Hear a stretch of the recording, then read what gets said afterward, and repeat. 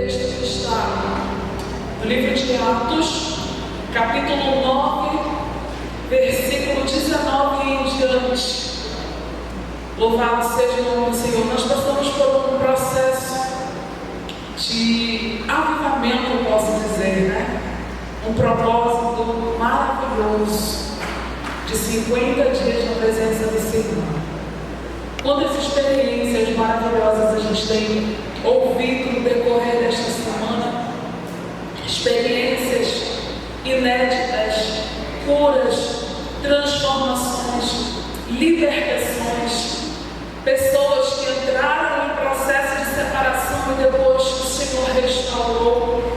E é assim que o Senhor tem feito, porque no mundo espiritual toda ação ela tem uma reação. Então foi um período de batalha, de guerra, mas de vitória. E são as melhores vitórias que nós alcançamos. São as vitórias que as batalhas são intensas. O Senhor, Ele entrega milagres em nossas vidas. Todos encontraram o texto. A minha versão não é a revista corrigida. Eu gosto dessa versão. É um pouquinho mais formal, mas eu gosto dela. Versículo 19 diz assim: e tendo comido, ficou confortado. Esteve salvo alguns dias com os discípulos que estavam em Damasco, e logo na sinagoga pregava a Jesus que este era Filho de Deus.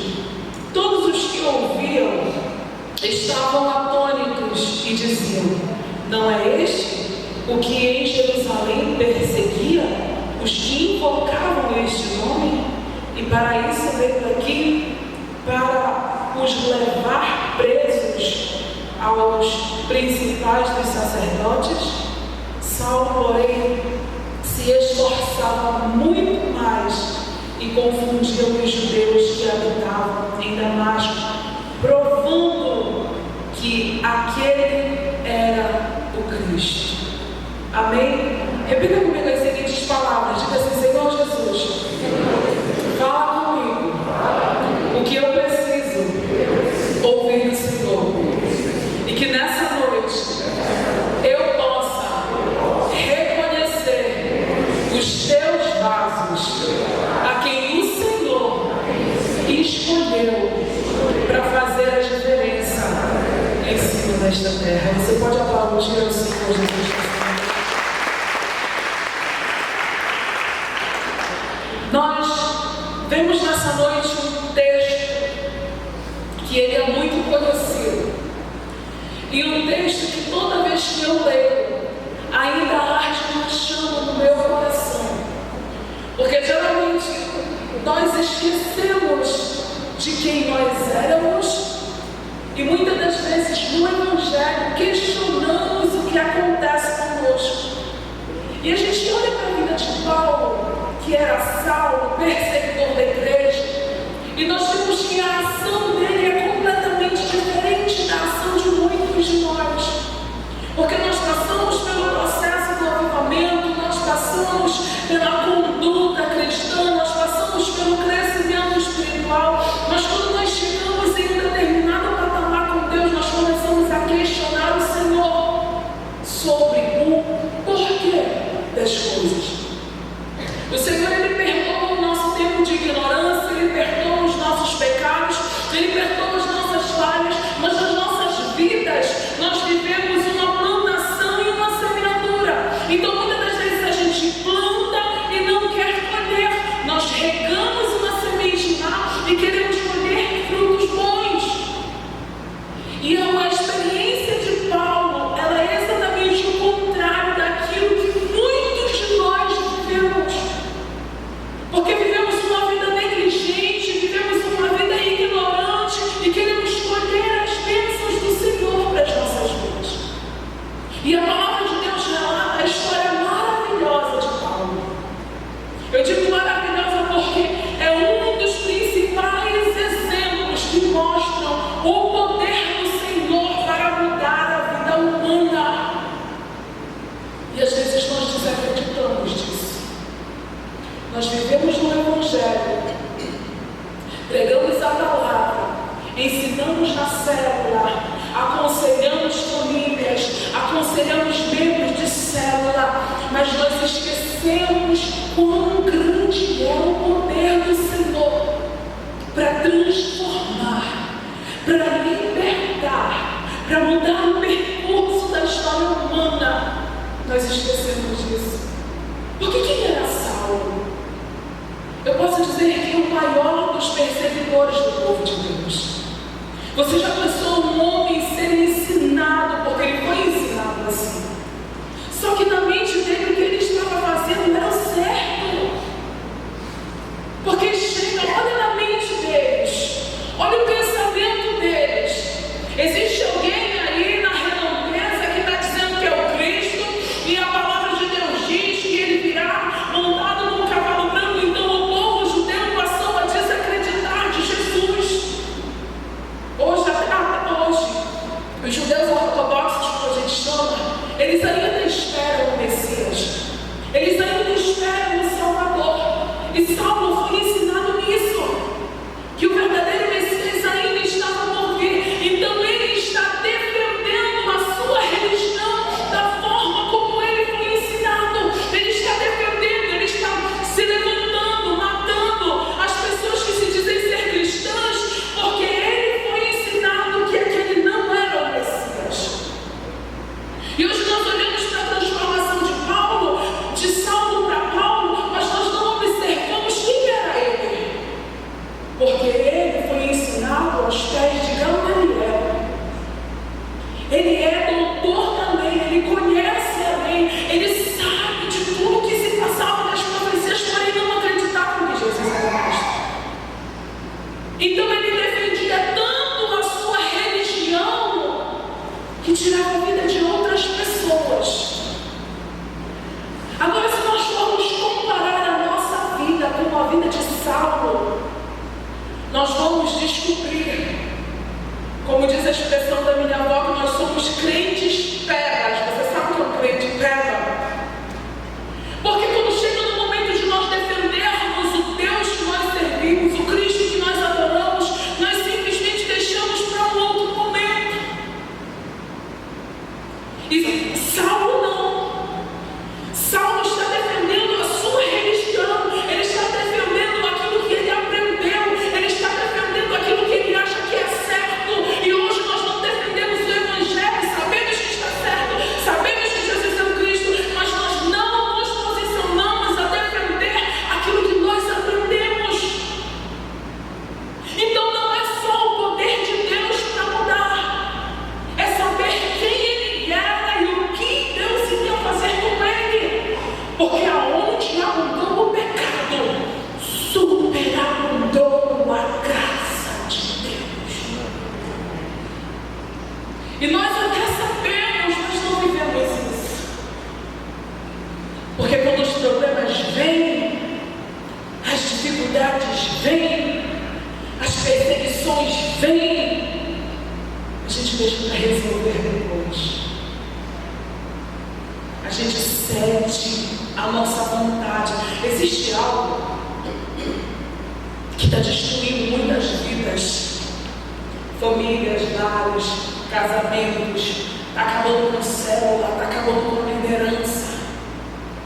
É um achismo hipócrita. Porque a gente acha que entende o ser humano e deixa ele fazer o que quer.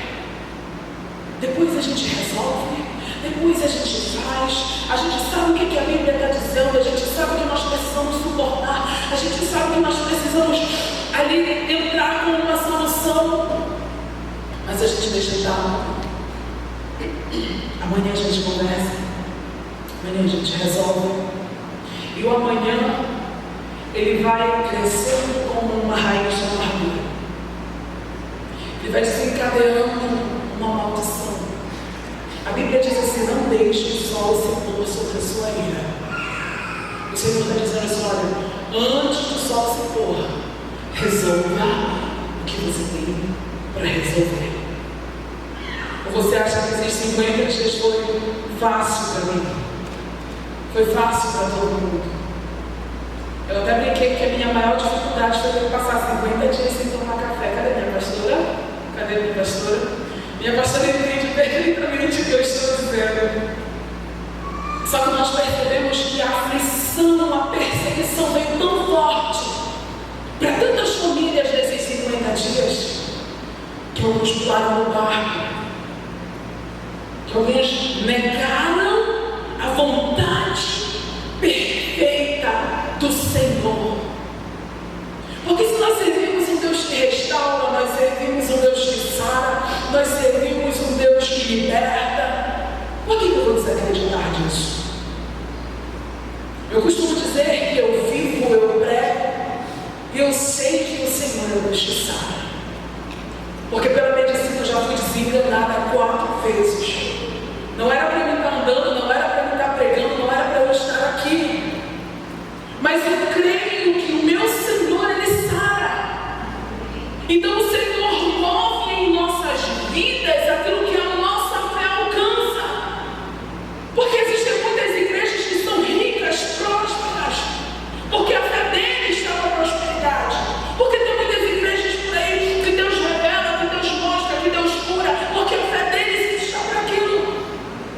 Porque o Senhor usa algumas pessoas para levantar da cadeira de roda, para curar o enfermo, porque a fé deles está para aquilo. E nós muitas das vezes deixamos de exercer a nossa fé. E o Senhor está falando.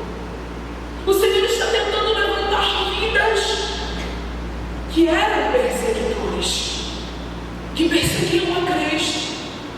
Esse é um dos melhores exemplos. Porque muitas das vezes, eu preciso que você entenda isso. Muitas das vezes a perseguição ela não é somente material.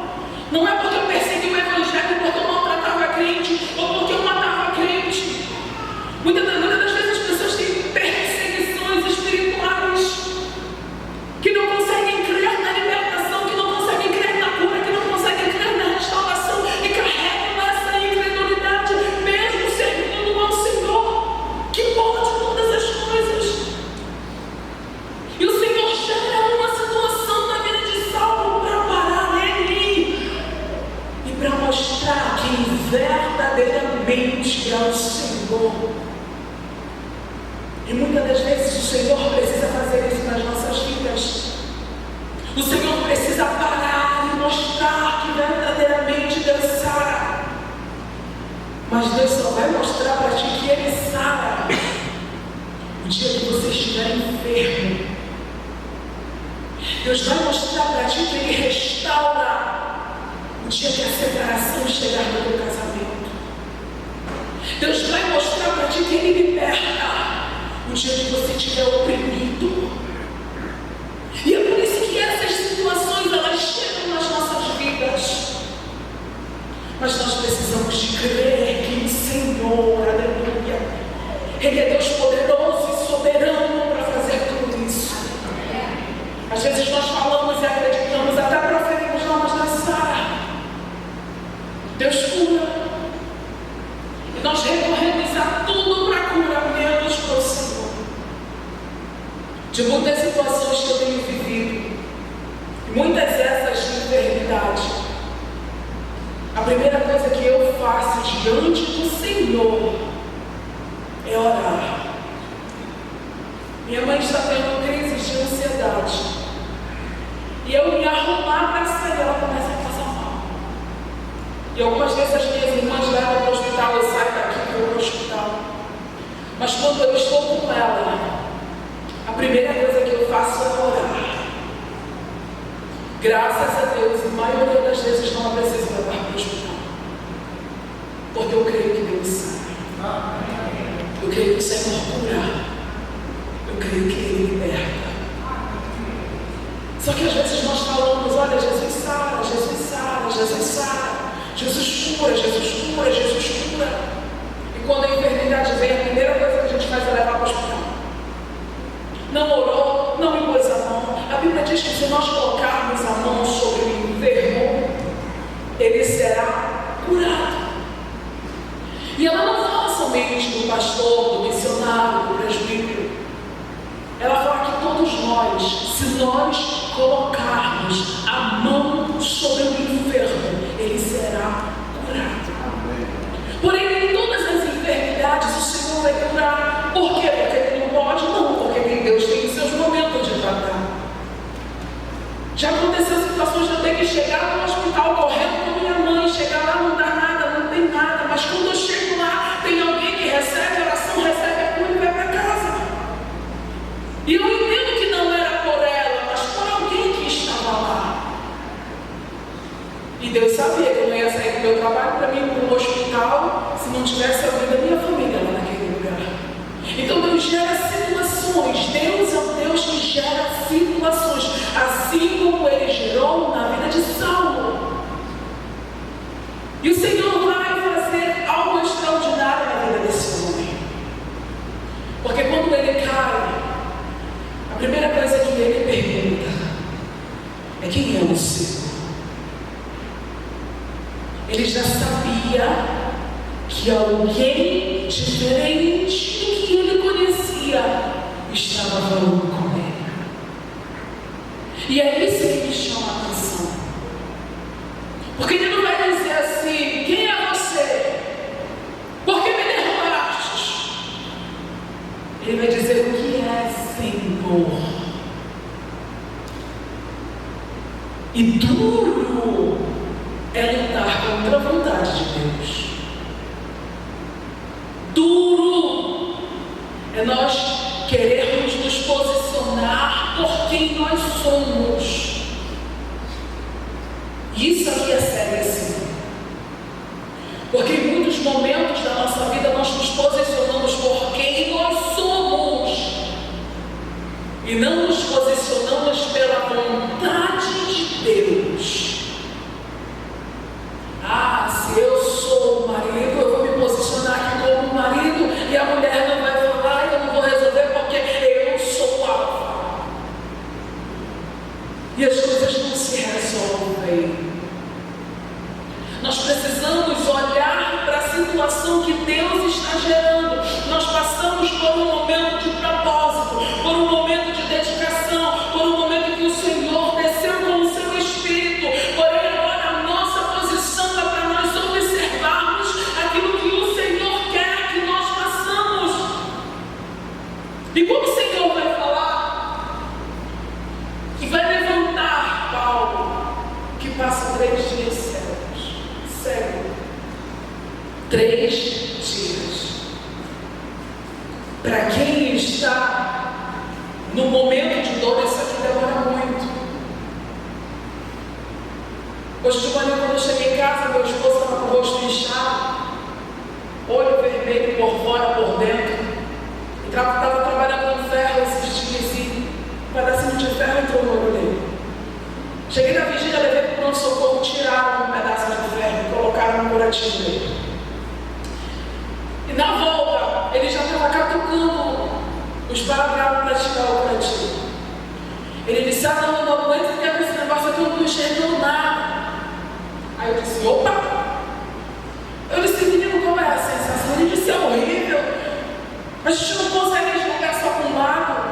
A gente quer andar tropeça nas coisas. Eu percebi que na mesa, quando nós chegamos para almoçar, ele derrubou algumas coisas e saiu tropeçando na cadeira.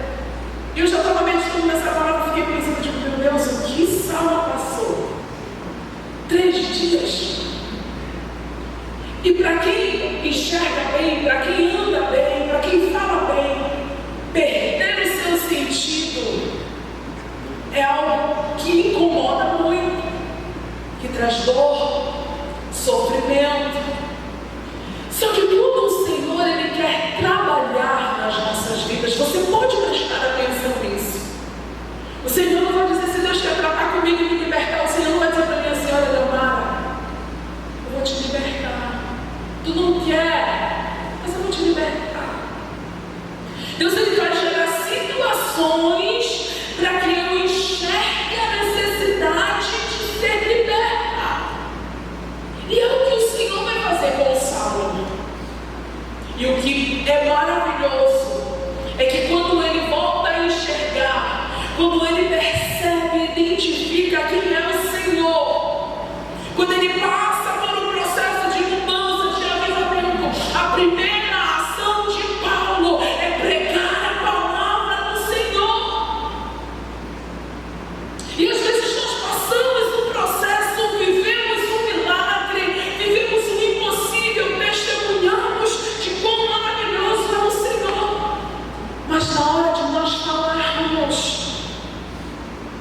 A gente se guarda, ninguém quer se expor.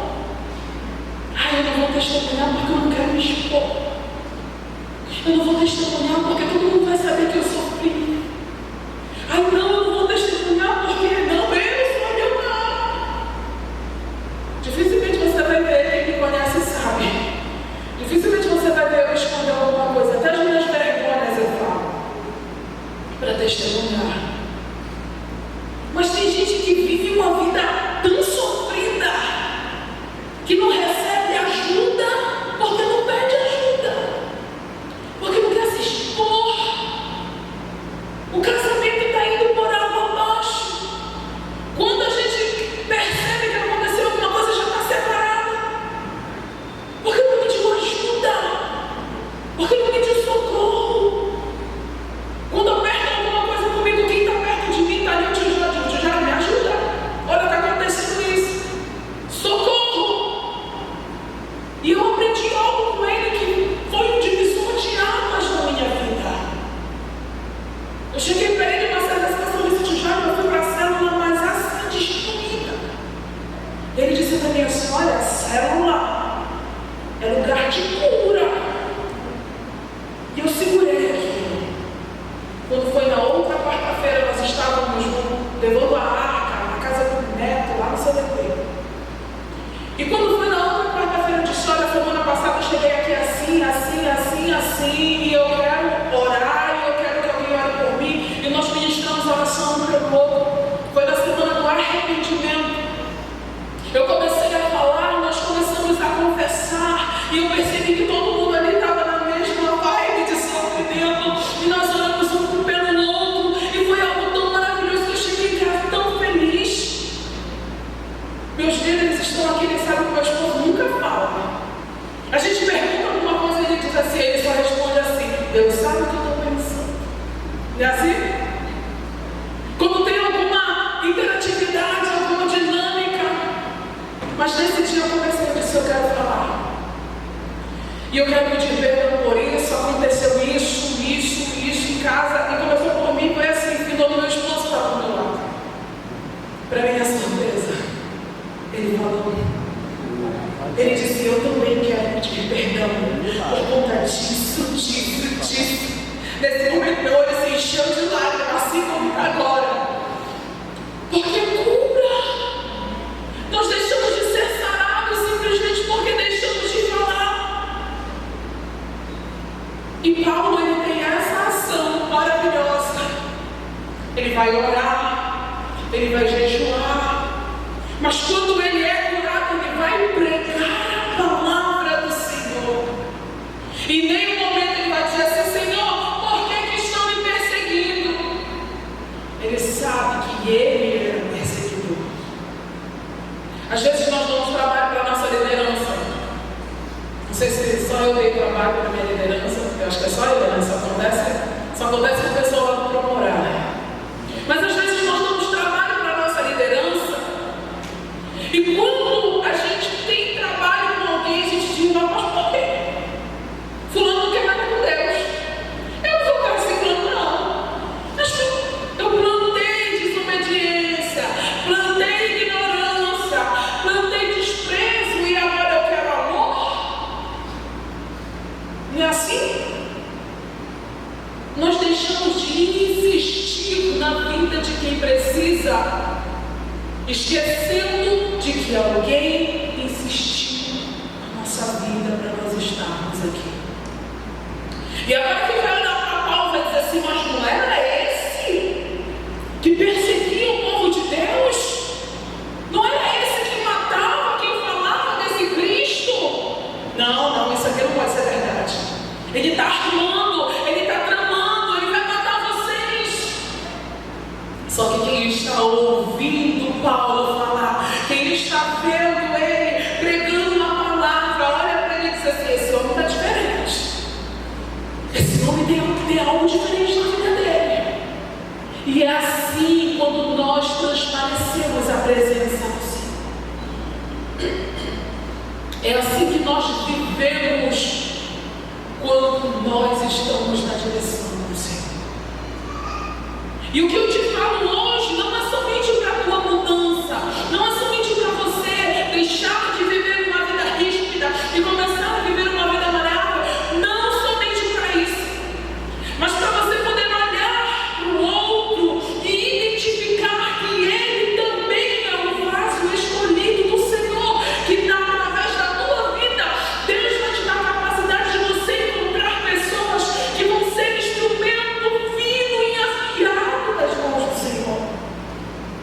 às vezes nós não conseguimos identificar essa qualidade. Eu costumo dizer que todo mundo conhece meu esposo, ele quase não fala. Mas o meu esposo evangeliza mais do que eu, que sou tagarela. Ele chega e pergunta: agora, Marcela, quando a gente chega, ele desce do culto, ele diz: olha, o culto vai começar, você não quer ficar pro culto? Aonde ele encosta, ele diz: olha, vai ter célula, você não quer ir pra célula? E na brincadeira ele vai chamando, vai chamando. E a célula da CDP, a Conceição está ali, a célula da CDP dá muita gente. Porque ele vai chamando, ele vai convidando. Numa brincadeira, ele manda uma mensagem e convida: olha, vai ter célula. E eu digo para ele que você está de parabéns. Porque às vezes, quando eu não conheço a pessoa, eu tenho vergonha. Como é que eu vou chamar uma pessoa para casa de outra pessoa sem conhecer? Ele não vai convidar. Até o Uber, quando esse a gente veio, ele convidou o Uber. Aí o rapaz ficou pensando, ele disse: olha, hoje eu não vou ficar, mas domingo eu venho. E quando foi no outro domingo, o Uber chegou com a esposa e 2 filhos e sentou ali atrás. E eu fiquei tão feliz com aquilo, porque eu não tive essa coragem. Mas ele teve: olha, vai começar o culto daqui, uma bênção. Você está convidado, se você quiser, tem estacionamento, o estacionamento é amplo, ele faz uma propaganda maravilhosa. E a família voltou depois. Será que nós temos essa coragem? Ah, Leomar, mas isso é o dom de cada um. Será? Quase 1 ano de casado depois que a minha mãe foi ouvir a voz do meu marido, a mamãe até brincou assim: quando ele me fala. Porque ele não fala quase. É só com quem é íntimo mesmo. Só quem conhece ele para saber o que eu estou dizendo. Quem aqui já conversou com meu esposo? Os líderes, o Celso, os pastores, líderes de ministério, o casal ali que são já antigo, Conceição, mais alguém? O Neto, Emília, o varão ali que trabalha com ele aqui.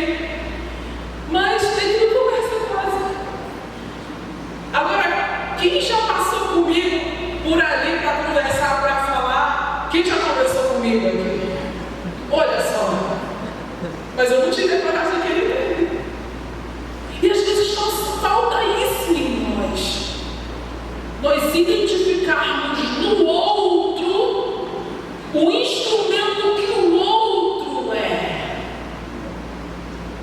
Nós identificamos na gente, em quem a gente, com quem a gente convive, mas nós não conseguimos identificar no outro a potência que ele vai ser nas mãos do Senhor. E é exatamente o que Paulo nos ensina. Paulo está mostrando que ele era perseguidor, que ele trouxe destruição para muitas famílias, ele destruiu o povo de Deus. Mas agora ele volta com uma força tão grande a favor do reino. Eu acredito que no pensamento de Paulo ele diz assim: ninguém acreditou em mim. Quando alguém acreditou, eu estou aqui, então eu vou acreditar no outro. E é isso que nós precisamos. É acreditar no potencial do outro. Quando eu prego por mim, quando eu venho para a igreja, por amor à minha vida e à minha família, não é evangelho, é religiosidade.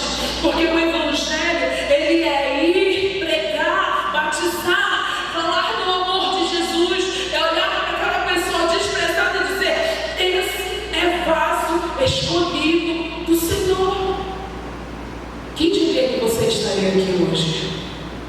Quem éramos nós antes de conhecer Jesus? E quem nós somos hoje? Eu olho para trás e digo assim: Senhor, só o Senhor mesmo. Porque às vezes nós desacreditamos de nós mesmos.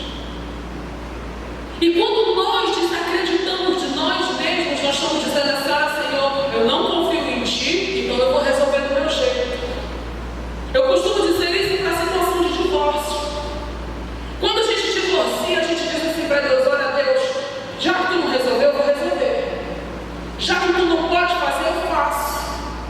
Porque o casamento ele é um. Em Romanos ele vai dizer que existe uma aliança no céu. Eu posso até separar aqui, mas vai dizer que enquanto houver vida, existe uma aliança no céu. E quem está dizendo isso para ti é uma pessoa que foi casada, que o marido mandou matar, mas o Senhor não permitiu, que passou por um processo de separação, aonde ele foi embora. Mas sabe o que aconteceu com ele? Hoje, está melhor do que eu e você, porque está na glória.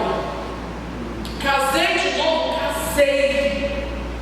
Mas porque o Senhor preparou e levou primeiro. Porque enquanto há vida, diz a palavra do Senhor, há uma aliança no céu. Então que nós possamos olhar para a vida do outro e identificar a potência, assim como Deus olhou para a vida de Saulo e fez dele Paulo, um vaso escolhido para ganhar muitas almas, para ser perseguido sim, mas para ganhar muitas almas. Porque tem coisas que só manifestam na nossa vida através do sofrimento, correto? Correto ou só é comigo isso? Só manifesta no sofrimento. Sabe por quê? Porque enquanto nós podemos fazer, nós tentamos resolver da nossa maneira. Mas chega um determinado momento que a situação fica tão crítica que o ser humano desarma. Você entende essa expressão? Quando o ser humano desarma, ele diz assim: olha, eu não dou conta, Senhor. Eu não consigo mais. Aí a humildade entra: Senhor, eu não consigo. Senhor, eu não posso. Aí entra em meu favor. E é quando Deus entra. Eu vi um vídeo, eu acho que eu já falei isso aqui. Eu vi um vídeo de um salva-vidas e uma mulher se afogando. O salva-vidas está assim parado. E a mulher está se afogando, se debatendo. E o salva-vidas vem para perto da praia e fica assim. E a mulher está lá gritando, se afogando, e passa a mão e vira a perna. E ele está parado. E as pessoas dizem: você não está fazendo nada. E o salva-vidas diz: enquanto ela se debate, eu não posso fazer nada. Porque enquanto ela se debate, se ela se agarra em mim, se afoga eu e ela. Mas quando ela perder as forças, eu posso ajudar, porque eu vou pegar ela e trazer para a terra. E não tem exemplo melhor para ilustrar o poder de Deus nas nossas vidas. Porque quando a gente se debate na terra, o que quer fazer, o Senhor está olhando. Agora, quando a gente perde as forças, o Senhor ele vem, nos toma pelos braços e leva para a terra seca. E se necessário for uma massagem cardíaca, o ar do Espírito Santo para encher os nossos pulmões de vida. Mas é só assim. Não é assim? Você já se sentiu no fundo do poço e o Senhor te levanta com uma estrutura de novo? Porque a nossa vida era assim. Foi assim com Paulo. Deus precisou derrubar ele, deixar ele 3 dias cego para ele voltar a ser instrumento do Senhor. Você quer que aconteça isso contigo? Quer? Você quer que aconteça isso contigo? Eu senti uma dúvida agora que ninguém respondeu: será que eu quero? Será que eu não quero? Será que eu Deus essa pergunta? Porque às vezes nós precisamos parar de lutar. E Deus vai dizer para ele assim: olha, duro é recalcitrar, duro é lutar contra Deus. E isso aqui é seríssimo. Duro é lutar contra a vontade de Deus. Como diz o meu pai, é dar murro em ponta de faca. Alguém aqui já deu murro em ponta de faca? A dor, ela vai conforme a tua força. Se tu acha que tu tem muita força maior, é a tua dor.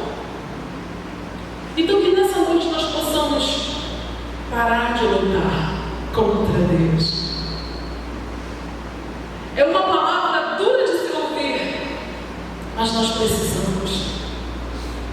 Porque nesse momento tem muita gente se achando autossuficiente. Eu posso, eu vou, eu faço. Eu resolvo, é do meu jeito. Vai ser assim, não é? Tu é recalcitrar contra os agrilhões do Senhor. E essa pessoa que você passou a palavra toda pensando, Deus tem um plano na vida dele. Deus tem um plano na vida dela. Mas acredita que Deus tem um plano. Porque tem gente que ficou o culto todo pensando em alguém, dizendo, poxa, queria que estivesse aqui. Essa mensagem era para ele, era para ela. Não, é para você mesmo. É você que precisa acreditar. É você que precisa confiar. É você que precisa ir atrás e reconhecer o potencial. Às vezes nós perdemos as pessoas porque deixamos de acreditar. Mas esquecemos que até hoje o Senhor acredita em nós. O Senhor confia em nós. E o Senhor coloca a cada dia vidas para nós cuidarmos. Não é assim? Te coloca de pé. Eu queria só fazer uma oração rápida por você. E por essa pessoa que você pensou. Coloca a mão